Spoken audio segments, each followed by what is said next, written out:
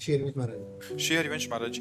महाराज जी, कुछ जने आए हैं और एक ही ऑफिस में काम करते हैं। ऑफिस में भगवत में वातावरण रहे, इसके लिए पूरा प्रयास रहता है नाम जप करने का। महाराज जी, कारोबार में आसक्ति हटाने का एवं ऑफिस से जो प्रपंच होता है महाराज जी, उससे बचने का क्या उपाय है महाराज जी? आसक्ति हटानी नहीं है, कारोबार से आसक्ति हटानी नहीं, उसे पूजा समझना है। आसक्ति हटा देंगे तो कारोबार नहीं हो पाएगा।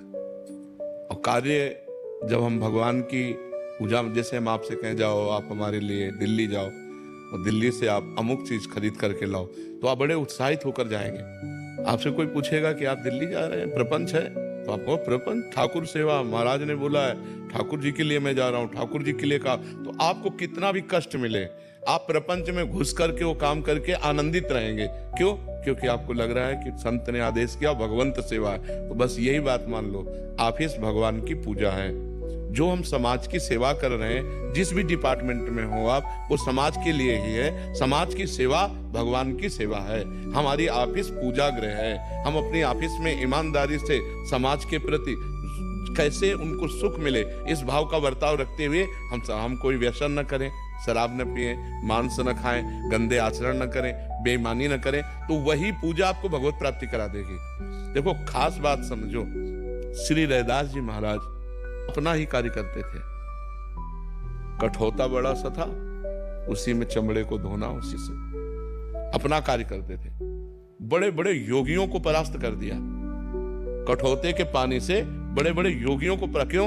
राम राम राम। जो भी कार्य कर रहे हैं वो भगवान का नाम जप करते हुए कर रहे हैं। तो बड़े बड़े योगियों को चमत्कार के द्वारा परास्त कर दिया उसी कठौते के जल से। क्योंकि बस निरंतर नाम जप और अपने कुल का कर्तव्य कर्म, अपना कर्तव्य कर्म पूजा मानकर। जैसे सदन जी कसाई थे, मांस काट के बेचते थे, पशुओं की हत्या नहीं करते थे, कसाई वाले से मांस ले आते थे, कुल परंपरा का था।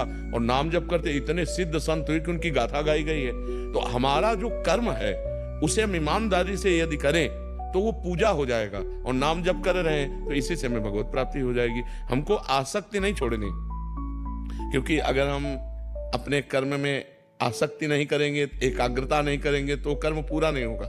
जब हमें आपसे मतलब नहीं तो कैसे पूरा हो जाएगा? हमें मतलब है, क्योंकि ये हमारी पूजा है। हम इसको बड़े मनोयोग से करेंगे, एकाग्रता से करेंगे, और उसका परिणाम चाहेंगे कि समाज को सुख मिले, और उसका परिणाम चाहेंगे कि भगवान प्रसन्न हो। यही हमारे जीवन का लक्ष्य है। समझ पा रहे हैं आप?